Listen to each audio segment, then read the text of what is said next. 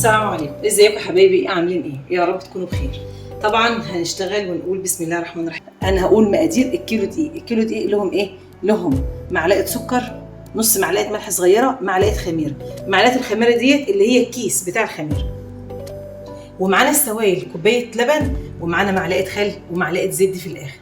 طيب اللبن هتاخد سوائل قد ايه؟ طبعا العجينه معاك في دقيق بيقبل وفي دقيق ما بيقبلش. احنا هنعجن ونشوف هتاخد قد ايه. هنحط كوبايه ونعايزها هنزود، طبعا هي هتاخد اكتر من كوبايه. هنحط طبعا لو انت شاكه في خميرتك جربيها في شويه ميه. يبقى انا حاطه كيس خميره، حاطه معلقه سكر كبيره، معلقه خميره اللي هي الكيس، وايه ونص معلقه ملح صغيره. طبعا احنا بنقلب الحاجات الناشفه الاول، وبعد كده هننزل بايه؟ هننزل بكوبايه اللبن. بسم الله الرحمن الرحيم. زي ما قلت حطينا كوبايه لبن، مج لبن، وهنحط معلقه خل، مفيش اكتر من كده. وبعد كده تعجنيها، نعجنها ونشوف هتاخد قد ايه سوائل. هقول لكم الكيلو خد قد ايه. وبعد كده في الاخر خالص في المرحله اللي هي الاخرانيه هنحط معلقه زيت. العجينه ما تبقاش لا ماسكه ولا طريه، انا عايزاها وسط، تبقى عجينه كده ايه، ناعمه كده. هنحط معلقه زيت على وش العجينه زي ما انتم شايفين كده دلوقتي. وبالنسبه للسوائل هي خدت الكيلو اخد كوبايتين. هنعصج، يلا بينا عشان نعصج اللحمه. طب معانا مقادير ايه؟ معايا كيلو لحمه او نص كيلو بقى، ده راجع لك انت. انا هقول لك مقادير الكيلو وانت تشتغلي عليه. بصلتين كبار معانا، وطبعا الماده الدهنيه اساسيه، عايز تعملي بزيت سمنه براحتك. معانا التوابل، معانا قرفه، معانا 7 بهارات، معانا بابريكا، معانا بهارات لحمه، ومعانا فلفل اسمر، وطبعا ده ملح حسب الرغبه. انت هتدوقي اللحمه بقى وتشوفيها عايزه ولا مش عايزه. طيب المعلقه قد ايه؟ معلقه صغيره. طبعا زي ما قلت معانا ماده دهنيه، اي حاجه اي على النار. هننزل بايه؟ هننزل بقى بكميه البصل.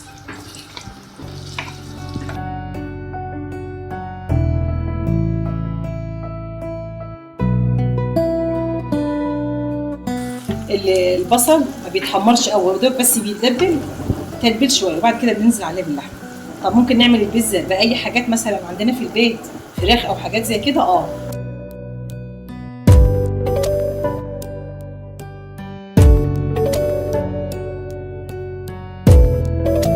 زي ما قلت هنعمل البصل ياخد ايه 10 دقايق كده لحد بس ما يتدبل، ما بيحمروش، لان طبعا البصل يا جماعه بيرجع تاني يخش الفرن مع البيتزا فبيكمل سواه.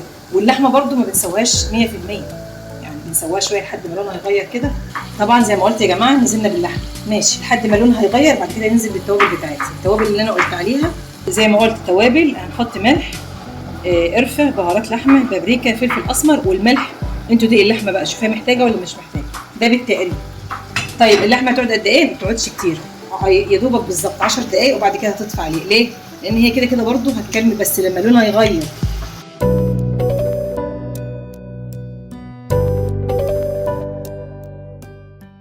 زي ما قلت لونها بيغير. هتقعد قد ايه؟ ده طبعا عندك انت بقى، 10 دقايق، ربع ساعه، لحد ما ايه تخش في السوا، ما تستواش قوي. طيب اسمها لحمه معصجه خلاص.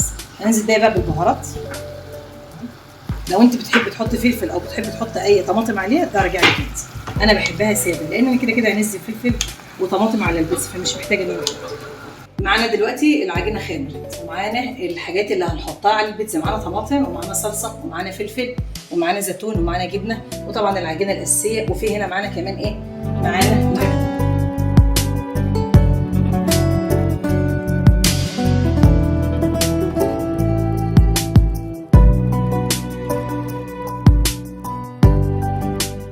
الوقت احنا خبزناها لازم تتخرم بالشوكه، ليه؟ علشان ما تقبش، ما تعملش معانا زي العيش، فلازم تخرمها كده عشان نخرج منها الهواء. طبعا دلوقتي حطينا معلقه صلصه زي ما انتم شايفين كده.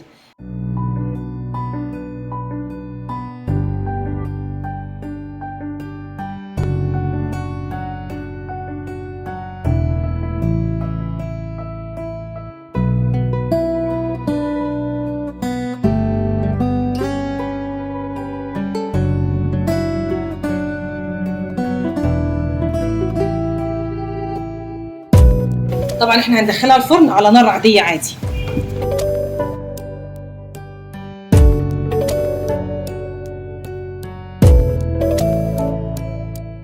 هننزل بقى على زي ما قلت الفرن يكون شغال، وانا هحط من تحت، يعني انا هولع دلوقتي من تحت. لو انت عندك الفرن بقى بيشتغل ده، انا معرفش الافران كل واحد بقى ايه اضرب شغل. انا هحطها ولما تعوز لون هطلعها على الوش.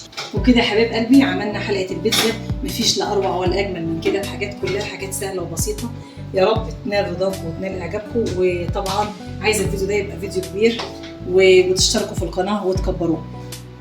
اظن مفيش احلى من كده ولا اجمل من كده.